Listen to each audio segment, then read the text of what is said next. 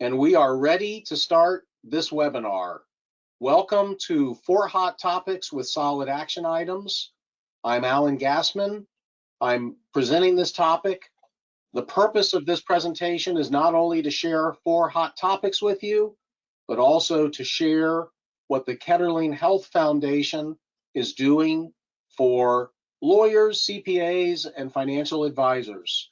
And that is putting together programs to help you to help your clients. On April 20, I'll be back talking about putting asset protection into an estate plan. And very, very wonderfully, on May 18th, we have 3 national speakers, Clary Red, Jerry Hesch, and Jonathan Blotmacher, joining us in Kettering at Kettering College for a morning of estate and income tax planning talks and an afternoon of charitable talks. So please put this on your calendar for May 18th, 2023, and please come in on the 17th or stay through the 19th so that you can see the National Museum of the Air Force and the Wright Brothers National Museum. There's still time to read a wonderful, wonderful biography of the Wright brothers by Eisenstadt, which I highly recommend. You'll definitely want to see that museum. I also wanted to mention I'm excited about something. A week from Saturday, May 4th, I will have a live webinar shortly after George Harrison's 80th birthday with his first wife, Patty Boyd, and an art expert, Jim Hartley, to talk about the life and times of George Harrison and Eric Clapton and what it takes to nurture success and achievement and to deal with challenges that all people have, including rock stars. So Patty Boyd, a very, very interesting, intelligent person, and also a wonderful photographer who took these pictures, will be joining us on March 4th. So now, the subject at hand, I promised 4 planning things that you're probably not doing now. That is the safety latch provision, the Scrivener protector provision, the marital asset preservation system, and the use of community property by people who are not in community property states, along with the joint exempt step-up trust. So if you're already using all of these, you could go do something else, but the chances are, I hope you'll learn something here that you can take to your clients without delay. And the first item is the safety latch provision. I named it the safety latch provision, not knowing that many years back, they've had these in revocable trusts, and they have called them Ulysses clauses. So the safety latch provision says that this is a revocable trust. I form it as a revocable trust, but before I can amend it, I need permission and confirmation that I am in good mental standing from either 2 or 3 of a list of individuals who are specifically named in the trust agreement. Sometimes those are members of our law firm. Sometimes that's a lifelong CPA. Sometimes it's children. Sometimes it's friends. But people who can help size up whether the client knows what they're doing, whether the client is under undue influence at the time that they would want to change their trust. Alternatively, if no 2 or 3 of those individuals are willing to sign, then any 2 doctors. And the definition of doctors is specialist physicians. Normally, that is going to be either a neurologist or a psychologist or one of each, because we want 2 of these, where there is confirmation that there has been an interview with the client and the doctor. The doctor understands what the client is attempting to do and has sized up the situation and thinks the client understands what they're doing, and that there is no undue influence. Now, when would you use this clause? Well, whenever I get an elderly client or a client who is in questionable health, challenging health situations, or a client that is in a questionable relationship, I want to offer this provision. And there's two ways that we commonly use the provision. The first way is that it applies immediately upon signing. And the second way is that it only applies if the client has reached a certain age or has received a dementia or similar diagnosis. And there are a lot of people driving in your community who have received a dementia diagnosis and a recommendation that they stop driving, but they haven't stopped driving. That's just a phenomenon going on commonly in our country. Well, maybe you could drive with dementia, but I would rather you not be able to amend your revocable trust if you have dementia or if you have another disease that interferes with mental functioning. So that is the safety latch provision. It has been enforced by courts where we are here in West Florida.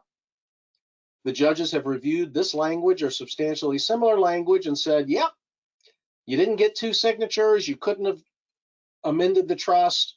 I'm sorry your housekeeper did an amendment that you signed, but I guess your housekeeper didn't realize that she needed letters from a couple of different doctors and could not get them. By the way, sometimes we will name the family doctor in the safety latch provision.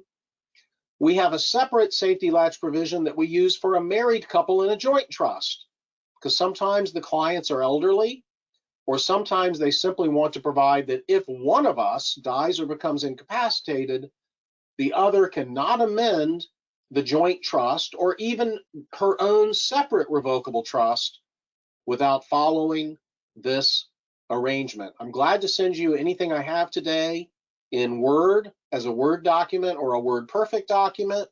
If you just send me an email, agassman@gassmanpa.com, as you see on the bottom left of your screen, and just put Word Ohio, then we will send you the Word documents, or you can put Word Perfect.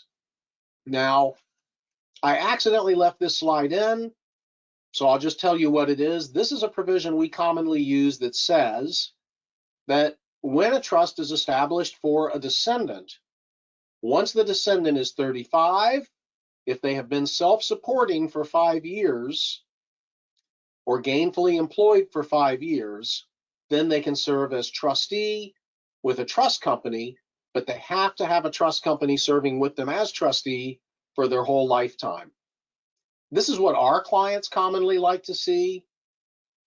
I can explain, you know what, if your child is responsible and not under undue influence, it's not so bad to have a trust company. Maybe it's really good. But if your child has a gambling problem, an alcoholism problem, a marital problem, a spending problem, or a naivety issue, it's better to require a co-trustee.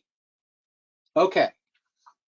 The next item I want to share with you is the Scrivener protector provision. So, as Natalie Choate has said, she no longer practices law because to practice law, you have to be a scrivener, and then you can commit what's called a scrivener's error. And if you look up the case law on scrivener's errors, you'll see that the courts will commonly see a scrivener's error and correct it, because it was not an error in the intent of the grantor, it was an error made in the drafting. Well, I don't know about you, but in my 38 years of practicing law, I've seen a lot of beneficiaries make a lot of hay out of little errors where the beneficiary comes in and goes, well, is that what Grandpa meant? I mean, that comma's really in the wrong place. Are you sure he wanted to sell the boat and make me spend it on my education? I really thought he wanted me to be able to keep the boat. I don't need an education. because of where that comma is. Or he forgot to fill in a blank. And the letter says he wanted Floyd to be the alternate trustee, but he forgot to fill in the blank, or your office forgot to fill in the blank. We all know that there are Scrivener errors. And therefore, I invented the Scrivener Protector. Now, as you probably know, there is something called a trust protector. And a trust protector will typically have the authority to make changes to a trust agreement and is commonly not a fiduciary and can make a whole host of changes. So when we prepare a trust and say to the client, do you have, thank you very much, Brittany. Does the client have a couple or three friends or professionals that they completely trust who could change anything that would ever need to be changed in the trust agreement? That might be for tax purposes. It might be to exclude a disrespectful child. It might be to eliminate a child as a beneficiary. That is a lot of authority. Well, I don't need that kind of authority, but what I would like to have is the authority to fix obvious errors. So in the Scrivener Protector provision, which we place in every trust document we draft, we make it very clear to the clients what it is. Clients almost never object, or a client may say, you know, I like the idea of a Scrivener Protector, but why don't we make my CPA the Scrivener Protector, or my longtime family friend the Scrivener Protector, not necessarily the law firm that prepared the document. But the Scrivener Protector acts as a fiduciary and has the authority to correct errors, both substantive and clerical. And we normally provide that this is only with the consent of the grantor's spouse, or one of the children, or maybe one of the individuals named as successor trustees. We don't want anyone to think that our law firm would make a change to a trust for our benefit or for the wrong purposes. But we also don't want to have to go to court and have the client's trust become a public record, have a judge have to see this clerical or substantive error, have beneficiaries show up and make a big deal out of it. We would just like to be able to handle it on our own. Sometimes after you sign a trust, you look and you run through the trust and you see that there was a blank not filled in. Well, we could send the client a letter and say, Harry, we know you meant to put Mary in on page 3 in the blank. We're the Scrivener Protector. With John's permission, can we go ahead and just replace the page? So the Scrivener Protector definite provision can definitely help your law firm or CPA firm to make sure that a client's wishes are fulfilled without having to go through a litigation or a decanting or a written agreement among all beneficiaries and the trustee, which there may be somebody who will not want to sign. And thank you very much for your questions, comments, and suggestions on the Scrivener Protector provision. Now, if you have a situation where the client has also appointed trust protectors, then they may want to provide that the law firm will be the alternate trust protector. The provision could say that if there are trust protectors appointed under the trust and they are not able or willing to serve, then the law firm can serve as trust protectors if they decide to do so, just as a backup clause. So I hope that you are offering your clients Scrivener Protector provisions and trust protector provisions after careful consideration of what this might entail. And the Scrivener Protector should not have any authority to change any trust that would cause loss of the estate tax marital deduction, the estate tax charitable deduction or the change in any substantive rights that are not within the explicit intent of the settlor. The Scrivener protector provision is a belt and suspenders. It is not a substitute for carefully interviewing your client, writing a letter to your client explaining what they want, making trust documents as clear as they can.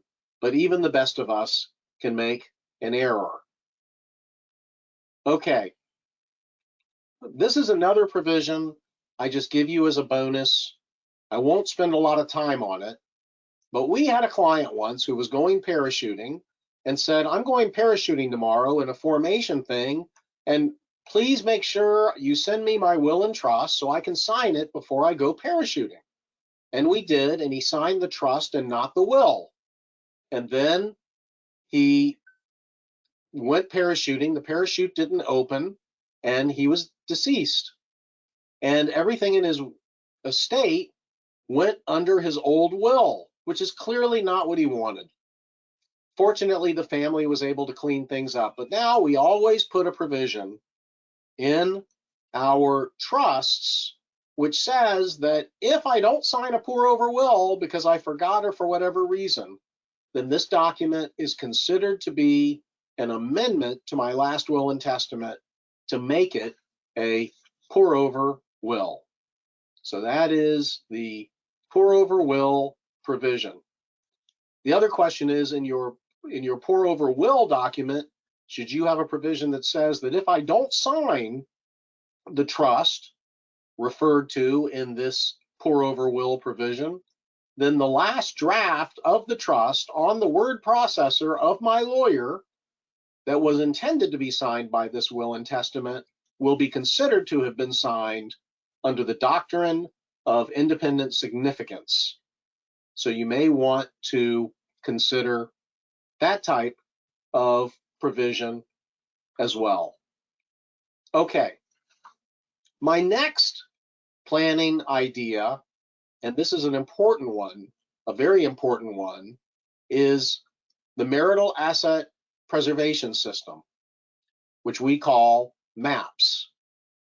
And if you sit with a married couple discussing their estate plan, whether you're just starting it or you're finished with it, and you say, hey, Floyd and Mary, do you realize that if one of you dies, a certain part of the assets become irrevocable, but a certain part of the assets are under the complete control of the survivor of the two of you, who may remarry or get into a new relationship and, believe it or not, disinherit your common descendants, or worse yet, may be taken advantage of by a new spouse or significant other who may just take a lot of assets away. And would you and the clients at that point say, are you kidding? You did our estate plan and that's what can happen? That's not what we were expecting. So you want to document that you have given the clients the opportunity to enter into a binding agreement, which indicates that if one spouse dies, the surviving spouse, here in affectionately known as spouse 2, has an obligation to fund an irrevocable trust so that a certain percentage of the total gross value of the marital assets on the second death is locked up in that trust. And that trust would preferably be in an asset protection trust jurisdiction so that creditors would not be able to reach into that trust. Now, you may say, wait a minute, most of my clients' assets are going to be in IRAs or in life insurance policies. Well, life insurance policies you can put into an asset protection trust, but not an IRA. So the surviving spouse may either agree to conduct the IRA as if it was in trust, with the children of the marriage being third-party beneficiaries to make sure that happens, or the surviving spouse may owe a note. So if my spouse dies, we have a $5 million estate, and we decide that 80% should be in trust. That's $4 million. If I have a $2 million IRA, then I could put everything in that trust except my IRA, and I could make a promissory note payable to the Asset Preservation Trust. And at least that way, my future income could go into the trust. And if I remarry, that trust is very much like a built-in prenuptial agreement. You would encourage the client to also have a prenuptial agreement, but it may not be as necessary. And if I'm defending a lawsuit and my spouse dies and I take the assets and I put them in an asset protection trust, not because of the lawsuit, but because of my contractual and moral ethical obligation to my deceased spouse and my descendants, then a judge is, in my opinion, likely to uphold the marital asset preservation system. So I will be glad to share our agreement. It's about a 6.5-page agreement, and our explanation letter to the agreement. There are a lot of implications of this type of planning. Some of them are discussed in the PowerPoint slides on pages 15 and 16. There's certainly a burden in most states to share all asset information and to encourage each spouse to have independent legal counsel with respect to the implications of this agreement. It is typically an inheritance agreement only and will vanish in the event of the filing of a divorce, but it may also require each spouse to disclose to the other any changes in their estate plans. So that is the marital asset preservation system. Next, I want to talk about community property trusts and joint exempt step-up trusts. So you have a married couple that comes in, their net worth is $600,000, not the largest estate you ever planned. It consists of a house worth $200,000 that they paid $50,000 for, and it consists of $400,000 of stocks that they paid $50,000 for. If they go and sell these assets, they're going to pay some pretty significant capital gains tax. $350,000 times 15% is $40,000 in capital gains tax, which quite candidly, a client with $600,000 net worth really has better uses for the money than to pay $40,000 to $45,000 of taxes in order to liquidate that stock portfolio in order to buy into a nursing home, which will commonly happen after one spouse dies. Now, if the couple lives in a community property state, and this property is all community property, and the community property states I have here, they are the red states: Washington, Idaho, Nevada, California, Arizona, New Mexico, Texas, Louisiana, and Wisconsin. In those states, the death of one spouse gets you a step up, which is certainly an advantage. By the way, there's a disadvantage in most of those states. If one spouse is sued, the creditor can reach all of the community property. But what we have now, thanks to Jonathan Blottmacher a few years back in Alaska, and now South Dakota, Kentucky, Tennessee, and Florida, is a community property trust.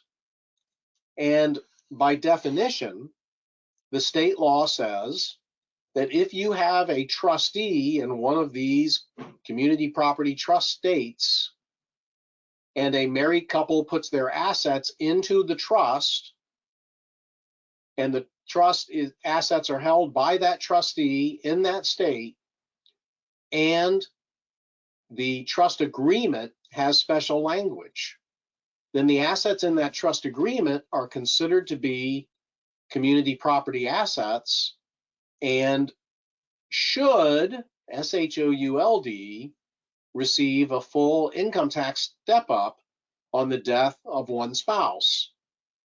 And for many families throughout the United States, the passage of this law by Florida in 2022 gave inexpensive access to these types of trusts because so many families have a relative or professional who are in Florida, because we are the fourth most populated state, believe it or not. We're more populated, we're the third actually, California, Texas, Florida, and then New York. So the community property trust may work. If you read the Internal Revenue Code, you would assume it would work, although the IRS brochure on stepped up basis in community property says that they are not opining on whether Alaska's community property trust statute gives a step up. Now, Florida's community property trust statute does not expose all of the community property trust assets to creditors of either spouse. Generally, only half of the assets are exposed to creditors of one spouse. And since most community property jurisdictions open all community property assets up to a creditor, critics of the Florida statute say that it may not work. So we do have that risk. The alternative to a community property trust is a joint exempt step-up trust. And the joint exempt step-up trust is a trust that basically says that each spouse has a share of the trust, and they may each have 1/2 of a common share.